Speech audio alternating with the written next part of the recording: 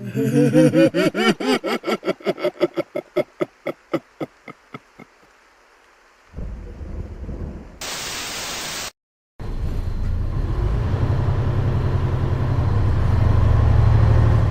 you ever taken a wrong turn and felt like you'd entered a completely different world? What would you do if a shortcut turned into hours of driving through places that shouldn't exist? And what if, when you finally made it back, everyone insisted you never left at all? My name is Claire Morrison, and I'm a high school history teacher at Lincoln High in Portland, Oregon. I've been teaching for 6 years, and I've chaperoned dozens of field trips, museums, historical sites, college campuses. It's part of the job, and honestly, I usually enjoy getting out of the classroom for a day. The students are more relaxed, more engaged when they're somewhere new. On October 12th, I organized a trip to the Oregon Historical Society in downtown Portland for my junior year American history class. 23 students, me and another teacher named Robert Chen who taught English. Rob had volunteered to come along because he needed the extra supervision credit, and I was grateful for the help. 23, 16, and 17-year-olds can be a handful, even the well-behaved ones. The plan was simple. Leave Lincoln High at 8:30 a.m., arrive at the museum by 9:15, spend 3 hours touring the exhibits and attending a presentation on Oregon Trail history, grab lunch at a nearby food cart pod, and be back at school by 2 p.m. I'd done this exact trip twice before. It was straightforward, well-organized, fully approved by the administration. Our bus driver was someone I'd never seen before. Usually we got Frank, a retired guy in his 60s who'd been driving for the school district for years. But when we assembled in the parking lot that morning, a different man was waiting by the bus. He looked to be in his 50s, thin with graying hair and wire-rimmed glasses. He wore the standard district uniform, a navy polo shirt with the school logo. "Morning," he said as Rob and I approached with our clipboards. "I'm Leonard. Frank called in sick, so they sent me." "Nice to meet you, Leonard," I said, shaking his hand. His grip was firm, but his palm was oddly cold despite the mild October weather. "Have you driven this route before?" "I've driven everything," he replied with a slight smile. 20 years with the district. You don't need to worry about a thing." The students loaded onto the bus with the usual chaos of teenage energy. Backpacks tossed into seats, friends scrambling to sit together, the excited chatter of people getting out of regular classes for the day. I did a head count twice to make sure everyone was present, checked my roster, and gave Leonard the thumbs up. Rob sat near the front to monitor the students while I took a seat in the middle where I could see most of the bus. As we pulled out of the parking lot at 8:32 a.m., right on schedule, everything felt completely normal. The first 20 minutes of the drive were exactly what I expected. We took the usual route toward downtown, the students talking and laughing, some listening to music on their phones, others looking out the windows. A few of the more studious kids were reading the prep materials I'd handed out about the Oregon Trail exhibit. Then Leonard's voice came through the speaker system. "Folks, there's some construction on the main route. I'm going to take a shortcut that'll save us about 10 minutes. I looked up from my phone where I'd been checking the museum confirmation email. The bus was turning off the main road onto a smaller street I didn't recognize. But Portland has hundreds of streets, and drivers know routes that regular people don't. I wasn't concerned. Rob caught my eye and shrugged. He didn't seem worried either. The bus wound through a residential neighborhood, houses getting smaller and older as we went. The students barely noticed, too absorbed in their conversations and devices. I went back to my phone responding to an email from another teacher about covering my afternoon class. After about 15 minutes, I looked up and realized I didn't recognize anything outside the windows. We were on a 2-lane road surrounded by dense forest. Tall Douglas firs and cedars pressed close to the pavement on both sides. No houses, no buildings, no signs. I stood up and walked to the front of the bus. "Leonard, where are we?" "Shortcut," he said, not taking his eyes off the road. "Cuts through the hills, will come out near the museum." I don't remember this route from previous trips. Most drivers stick to the highway, but this is faster, trust me. I looked at my phone. 9:05 a.m. We should have been arriving at the museum right about now, but we were clearly nowhere near downtown, and my signal had dropped to 1 bar. How much longer? I asked, trying to keep my voice casual. The students were starting to notice the unfamiliar surroundings, their conversations becoming more subdued. 20 minutes, give or take. That didn't make sense. We'd already been driving for 35 minutes, and a shortcut shouldn't take longer than the regular route. But I didn't want to make a scene in front of the students. Leonard was a district employee, presumably vetted and trained. Maybe I was misremembering the timing of previous trips. I returned to my seat. Several students were now looking out the windows with puzzled expressions. Ms. Morrison? Sarah Chen, one of my best students, turned around from the seat in front of me. Where are we? This doesn't look like the way to downtown. The driver is taking a shortcut because of construction, I explained, hoping I sounded more confident than I felt. My GPS says we're heading east, said Marcus Williams, holding up his phone. The museum is west of school. I pulled out my own phone to check. He was right. According to my GPS, we were traveling east away from Portland into the forest that eventually led to Mount Hood. But my signal was getting weaker, the GPS struggling to load. Leonard, I called out, louder this time. Can you pull over for a second? No good place to stop on this road, he replied. Narrow shoulders, blind curves, safer to keep moving. Rob stood up and joined me in the aisle. Claire, what's going on? I don't know. We're heading the wrong direction. Rob walked to the front and spoke to Leonard in a low voice I couldn't hear over the engine noise. The conversation lasted about a minute before Rob came back, his expression troubled. He says he knows where he's going, says this road loops around and comes back toward the city. Did you believe him? I don't know, but what are we supposed to do? We're on a moving bus in the middle of nowhere. He was right. We couldn't exactly force the driver to stop or turn around. And technically, Leonard hadn't done anything threatening. He was just driving. Taking a route we didn't recognize, sure, but he was a district employee. He had to have been background checked, drug tested, all the standard requirements. Still, something felt wrong. The forest outside seemed too dense, too dark. The road was cracked and poorly maintained, not like the well-kept highways around Portland. And we'd been driving for almost an hour now with no sign of civilization. My phone finally lost signal completely. I watched the bars disappear one by one until the screen showed no service at the top. Does anyone have signal? I asked loudly. The students all checked their phones, shaking their heads.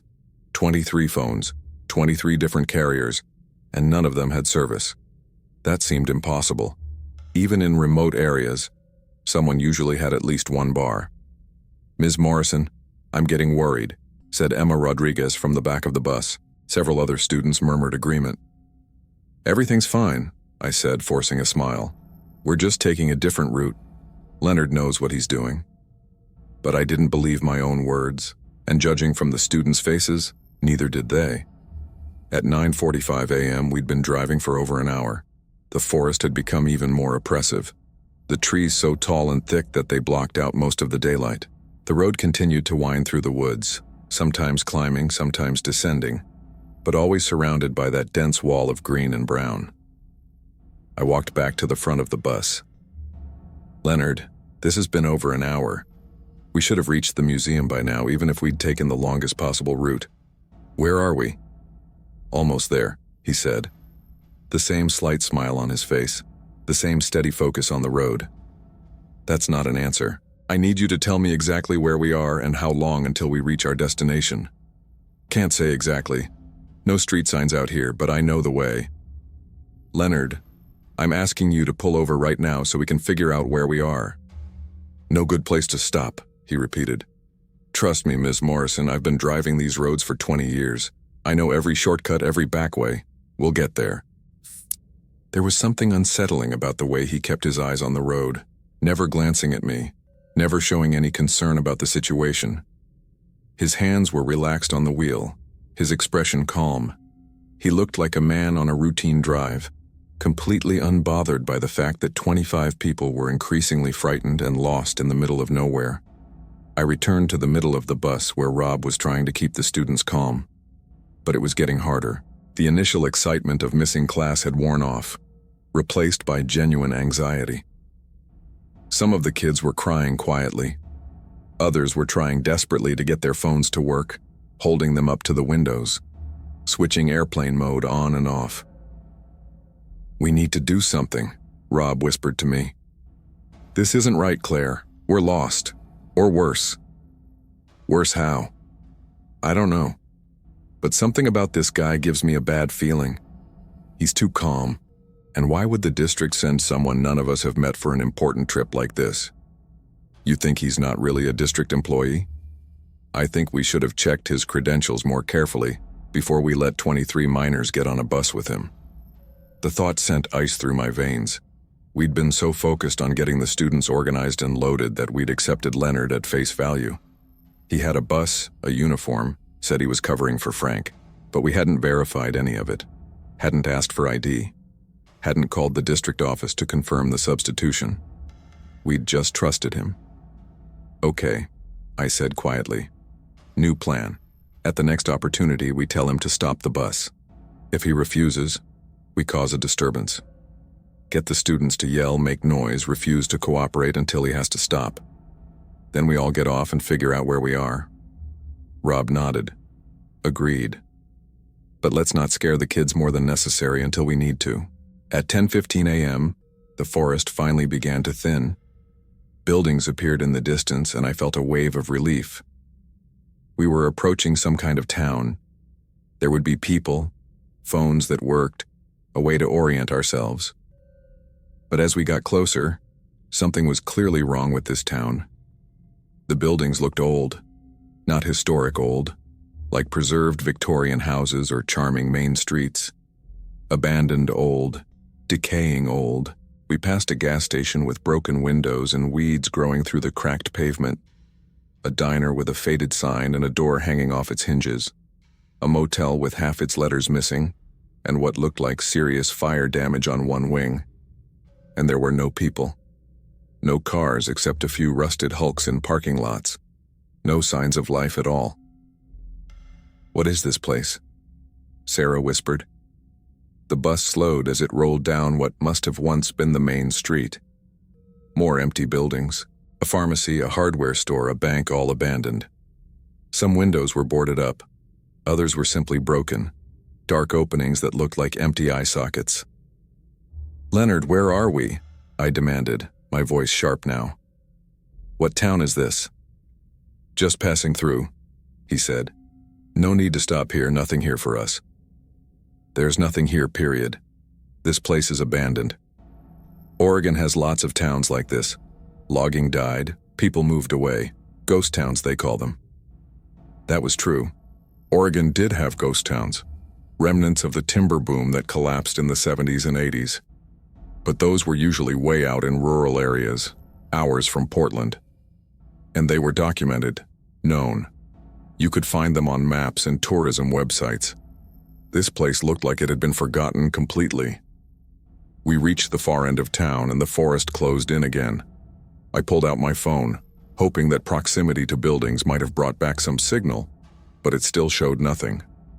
At 11 a.m., 2.5 hours after leaving school, panic was starting to set in among the students. Several were crying openly now. Others were angry, demanding to know what was happening. A few were eerily quiet, staring out the windows with vacant expressions. "We should have been back by now," Marcus said loudly. "We should have been at the museum, done with the tour, and heading to lunch. Instead, we're lost in the woods with some driver who won't tell us where we're going." "Marcus, please keep your voice down," I tried, but he was right and everyone knew it. "No, Ms. Morrison, this is messed up. We're kidnapped or something. This guy is taking us somewhere we don't want to go, and we're all just sitting here letting it happen." "We're not kidnapped," I said firmly, though I wasn't sure that was true. "Leonard is a district employee who took a wrong turn. We're going to sort this out." "Then make him stop the bus. Right now. Make him stop and let us out." The other students took up the chant. "Stop the bus. Stop the bus. Stop the bus." Leonard continued driving, seemingly unbothered by the noise. I walked to the front again, Rob right behind me. "Leonard, you need to stop this bus immediately. The students are frightened. I'm frightened. Whatever shortcut you thought you were taking clearly didn't work. We need to stop." Figure out where we are and call for help." "Can't stop yet," he said. "Not safe." "Not safe? We're on an empty road in the middle of nowhere. How is stopping not safe?" "Things happen on roads like this. Accidents. People get hurt when they stop in the wrong places." There was something in his voice now, a darker undertone that hadn't been there before. He wasn't smiling anymore. His knuckles were white on the steering wheel. Rob grabbed my arm and pulled me a few steps back. "Claire, we need to consider that he's not going to stop voluntarily." "What are you suggesting?" "I'm suggesting that we might need to force the issue. Take control of the situation." "You mean overpower him? Take over the bus?" "If necessary, yes." I looked back at the students. 23 frightened teenagers depending on Rob and me to keep them safe. We'd failed them by not vetting the driver properly. Now we had to fix it. "Okay," I said. "But let's try one more time to reason with him first." I approached Leonard again, trying to keep my voice calm and authoritative. "Leonard, I'm going to need you to stop this bus within the next 60 seconds. If you don't, I'm calling the school district and the police to report that we've been taken off our planned route against our will. I'll also report you for refusing to follow direct instructions from the chaperones." He laughed. A short, bitter sound. "Call them? With what phone? You don't have service, none of you do, and you won't. Not until we get where we're going." "Where are we going, Leonard?" "The museum, like I told you. Just taking the scenic route." "The museum is behind us. We've been driving away from Portland for hours. Time's funny out here. Distances, too. You think you know where you are, but you don't. You think you know how long you've been driving, but you're wrong. It all gets confused when you leave the main roads." His voice had become strange, almost sing-song. There was definitely something wrong with him. Something I should have noticed earlier. Rob moved closer to the driver's seat, his body tense. I could see him calculating angles, figuring out if he could grab the wheel or force the bus to stop. But Leonard was bigger than he looked, and we were traveling at over 40 miles per hour on a winding road. A struggle for control could kill us all. At 11:30 a.m., we emerged from the forest into an open area, but instead of the relief I'd expected to feel, a new horror gripped me. We were on a bridge. A long, narrow bridge spanning what looked like a canyon or gorge. The road was barely wide enough for the bus, with no guardrails on either side. Below, far below, I could see rocks and maybe water, though it was hard to tell in the dim light that penetrated this deep. "Oh God," Emma gasped from the back of the bus. "Don't look down. Everyone don't look down." But of course that made everyone look. Several students screamed as they realized how precarious our situation was. The bus felt like it was swaying, though that might have been my imagination. Leonard maintained his steady speed, eyes fixed on the road ahead. The bridge seemed to go on forever. 5 minutes of slow, terrifying progress across that narrow span with nothing but open air on both sides. I held onto a seat back, my knuckles white, praying that Leonard knew what he was doing, that the bridge was structurally sound, that we'd make it across safely. Finally, blessedly, we reached the other side. The forest closed in again, and despite my fear of being lost, at least we were on solid ground. "Everyone okay?" I called out. Most of the students nodded, though several looked green and nauseated. At noon, 4 hours after leaving school, my watch alarm went off.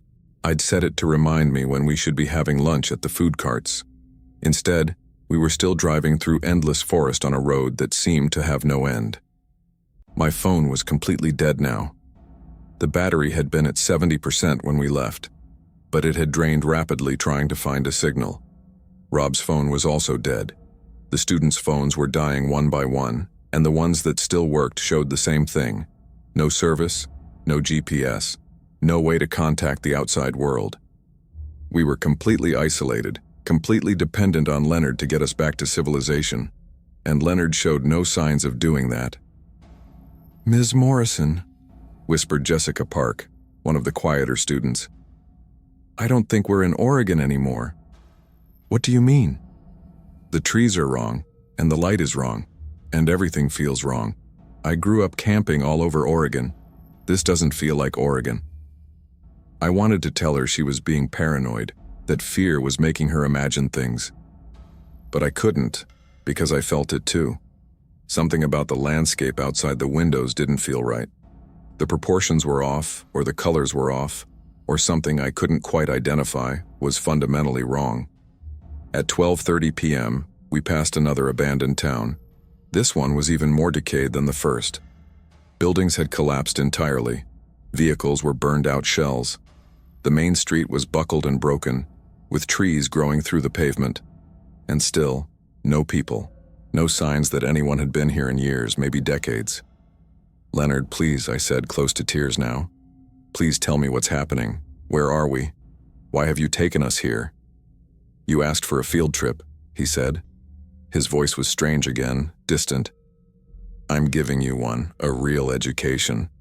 About what happens when you leave the safe paths, when you take shortcuts, when you trust the wrong people. Is this some kind of lesson? Some kind of twisted teaching moment? Everything's a lesson if you're paying attention." Rob had had enough. He lunged forward and grabbed Leonard's arm, trying to pull him away from the wheel. "Stop this bus right now, you psychopath." The bus swerved violently. Students screamed. Leonard fought Rob off with surprising strength, shoving him backward into the aisle. The bus straightened out, and Leonard's foot pressed harder on the gas. "Don't do that again," Leonard said calmly. "You'll kill everyone on this bus." Rob sat up slowly, blood running from his nose where he'd hit the edge of a seat. "What do you want from us?" "Just want to drive. Just want to show you something." "Show us what?" Leonard didn't answer. At 1 p.m., 5 hours after leaving school, we should have been on our way back. Students should have been texting their parents about their day, complaining about being hungry, planning what they'd do that evening. Instead, we were trapped on an endless road through an impossible forest with a driver who was clearly mentally unstable. I'd failed these kids. Failed them so completely that I couldn't see how to fix it. Then finally, something changed. The forest began to thin. Real sunlight broke through the canopy, and ahead I could see buildings that looked modern and maintained.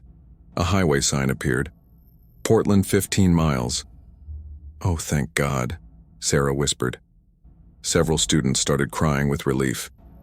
The bus merged onto a highway I recognized, I-84, heading west into Portland. Real traffic appeared around us. Normal cars with normal people heading to normal destinations. The nightmare was ending. At 1:30 p.m., we pulled into the parking lot of Lincoln High School. The building looked exactly as we'd left it. Students were visible through the windows of classrooms. Everything was perfectly ordinary. Leonard put the bus in park and turned to face us for the first time since we'd started driving. "Here we are, safe and sound. Told you I'd get you there." "Get us where?" I demanded. "We never went to the museum. We've been driving in circles for 5 hours. You can't just—" "Ms. Morrison." The voice came from outside the bus. Principal Hendricks was standing by the door looking confused. "What are you doing here?" I opened the bus door. "What do you mean, what am I doing here?" "We just got back from the field trip." "What field trip?" "The Oregon Historical Society trip. We left at 8:30 this morning." Principal Hendricks' face was puzzled. "Ms. Morrison, that trip was canceled. I sent you an email at 7:45 a.m. The museum had a pipe burst. They closed for emergency repairs.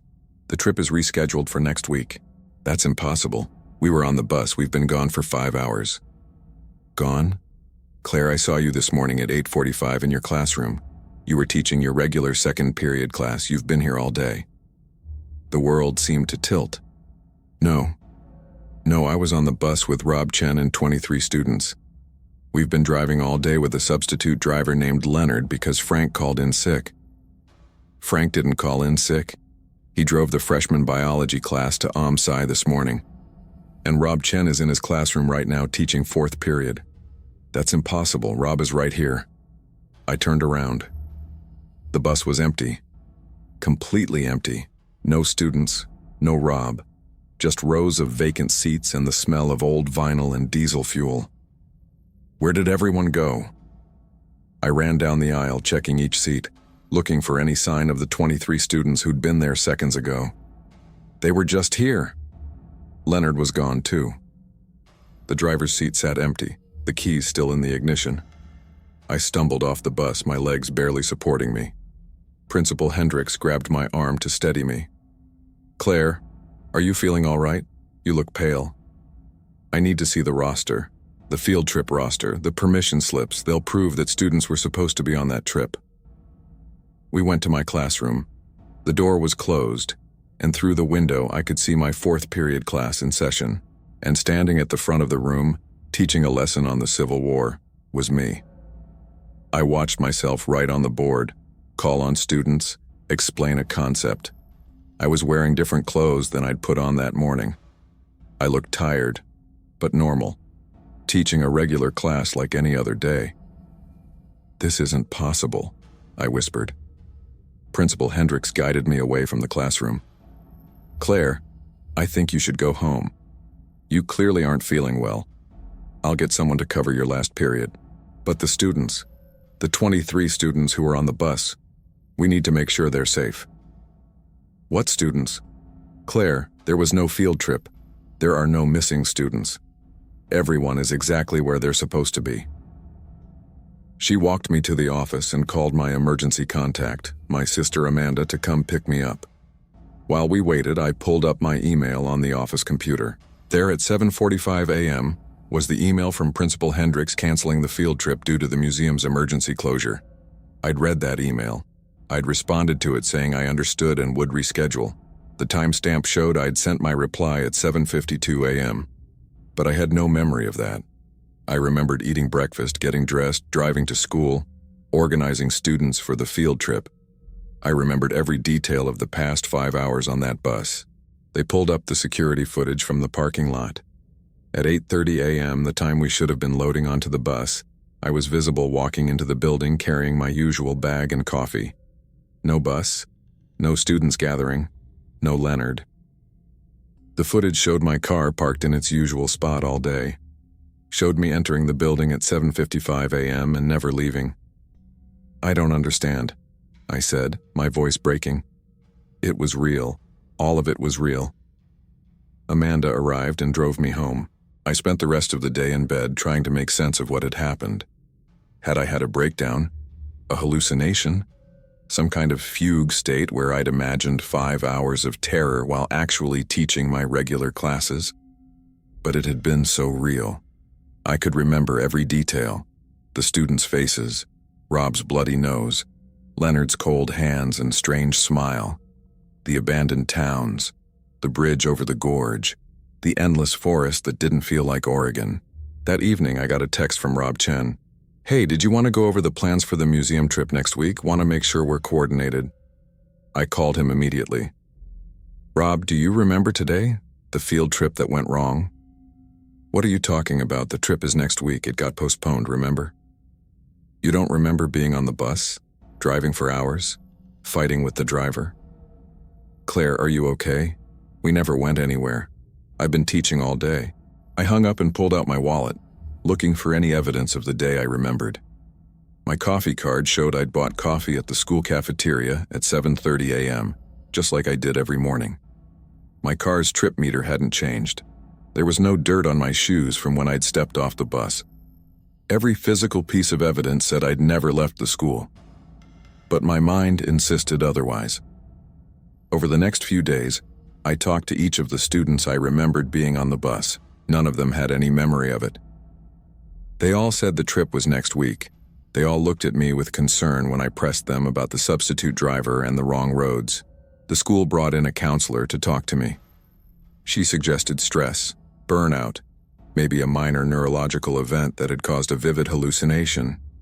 She recommended I take some time off, see my doctor, get some rest. But I knew what I'd experienced was real. I could feel it in my bones. A week later, the field trip happened exactly as planned. Frank drove us. We took the normal route. The museum visit went smoothly. It was a perfectly ordinary, uneventful field trip. Except when we were loading onto the bus that morning, I noticed something. Parked at the far end of the lot was another school bus. older, covered in a layer of dust like it hadn't been moved in years. And in the driver's seat, barely visible through the dirty windshield, was a figure, a thin man with graying hair and wire-rimmed glasses, watching us, smiling. I blinked, and the bus was gone. Just an empty parking space where it had been. I never told anyone about seeing Leonard again. I finished the field trip, brought the students back safely, and went on with my job. But I think about that day constantly. The 5 hours that officially never happened. The roads that shouldn't exist. The abandoned towns with no names. Sometimes I wonder if those 23 students and Rob and I are still out there somewhere. Still on that bus. Still driving through that endless forest. Maybe we never made it back. Maybe what I think of as my real life now is the hallucination. And the truth is we're still trapped on Leonard's shortcut to nowhere. Or maybe there are multiple versions of reality, and for 5 hours, we slipped into a different one. A place where roads go nowhere, towns die and stay dead, and time doesn't work the way it should. And maybe Leonard is still out there picking up other groups, taking them on field trips they'll never officially remember. I don't know the answer. I only know that I check very carefully now whenever I'm in charge of students going anywhere. I verify every driver, every route, every detail, because I learned that shortcuts can take you to places you can't come back from. And sometimes, even when you do come back, no one believes you were ever gone. If you enjoyed this story, make sure to subscribe and hit that notification bell for more unsettling tales. Drop a comment below. Have you ever experienced time differently than everyone around you? Ever felt like you lived through something that others insist never happened? Share your stories. And remember, the next time someone offers to show you a shortcut, maybe take the long way instead. Sleep well.